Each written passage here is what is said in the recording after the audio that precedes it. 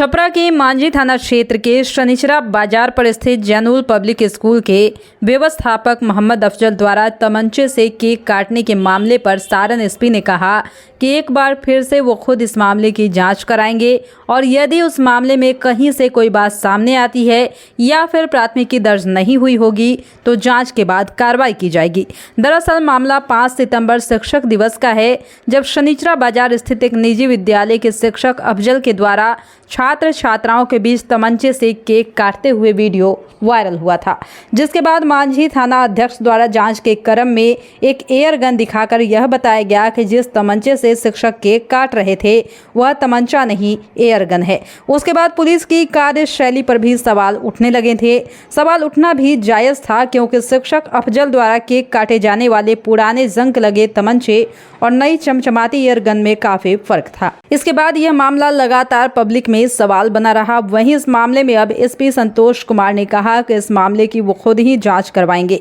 और दोषी पाए जाने पर कार्रवाई की जाएगी। हालांकि इससे पहले और भी जितने भी इस प्रकार के मामले सामने आए हैं उन सभी में सारण पुलिस ने कार्रवाई की है, लेकिन मांझी के शिक्षक के तमंचे को एयर गन बताना पुलिस की जांच पर लोगों के मन में कई सवाल खड़े कर रहे हैं। हालांकि अब खुद ही एसपी इस मामले को देखेंगे तो निश्चित सच्चाई सबके सामने जरूर आएगी। जो कट्टा दिख रहा है और जो दिखाया जा रहा है पुलिस के द्वारा, दोनों में काफी अंतर है। देखिए, उस मामले को भी हम गंभीरता पूर्वक देखेंगे और अगर किसी भी प्रकार से कहीं भी त्रुटि हुई है या कोई दूसरी बात हुई है तो हम निश्चित तौर पर उस पर भी कार्रवाई करेंगे और हम एक पूरे मामले का छानबीन करके जो इसमें विधि सम्मत कार्रवाई है वो करेंगे। हत्यारों के साथ जो युवा देखे जा रहे हैं सर आजकल, इसलिए देखिए एक डेढ़ सालों में ऐसे कई दृष्टांत सामने आए थे और सभी दृष्टांत में जब भी मेरे पास कोई वीडियो किसी भी माध्यम से प्राप्त हुआ, चाहे किसी के द्वारा भेजा गया या किसी भी प्रकार से मुझे दिख गया कहीं पर, तो हमेशा से आप अगर देखेंगे रिकॉर्ड में उठा के तो पिछले 1-1.5 सालों में कई ऐसी घटनाओं में केस दर्ज किया गया और सभी में गिरफ्तारी की गई। अभी इस बीच में पिछले 15-20 दिनों में इस तरह की और भी घटनाओं के होने की सूचना हमें प्राप्त हुई है,